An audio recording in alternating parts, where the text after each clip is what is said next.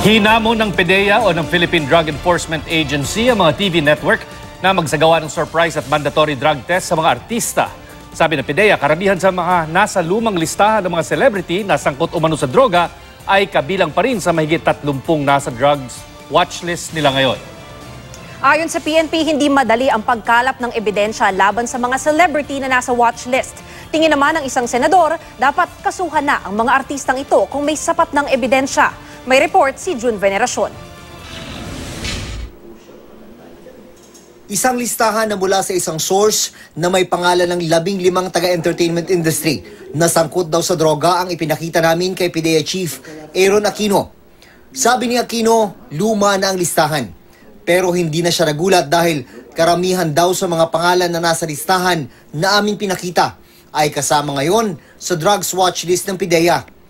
31 artista na ang nakalista doon. Siguro mga 3/4 na nakalista na yan nando sa akin. May nakita ko doon, mga lab team na sa mga artista. Simple lang naman ang gustong iparating na mensahe ni Aquino. Tumigil na ang mga artistang gumagamit at nagtutulak ng droga. Marami na rin kaming nahuling mga artista. And huwag nyo nang intayin na mahuli namin kayo. Huwag nyo sabihin nasa hotel kayo, condominium, nasa exclusive subdivision. Bibirahin namin at bibirahin namin kayo. Aminado naman ng PNP na hindi madali ang pagkalap ng ebidensya laban sa mga celebrity na nasa watchlist. It remains a challenge for the PNP and the PDEA on how to build a strong case against the persons in the watch list. Patuloy daw ang pag-validate at kakalap na impormasyon at magsasagawa ng bypass operations sa mga otoridad.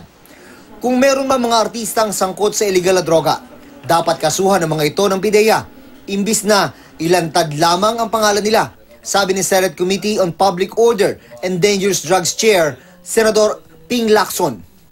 Kasi pag nag-file ka na ng case, matter of public record, so necessarily lalabas yung mga pangalan. Kung validated pala, dapat meron kang ebidensya. Kasi an intelligence information is just that, an intelligence information. Para makatulong sa kampanya kontra droga, hinamon ng PDEA ang mga TV network na isailalim sa surprise at mandatory drug test ng mga artista. Kung gagawin ito, dapat meron daw mga tauhan ng PDEA. I just hope that kung mangyari man, lahat sana ng celebrity will be present. Just to show to the public that they are clean. Kapag natapos na ang revalidation sa mga politikong sangkot daw sa droga, ang isusunod naman daw ng PDEA na isasailalim sa malalimang investigasyon ay ang mga pusher at user sa entertainment industry at iba pang sektor ng lipunan. June Veneracion, GMA News.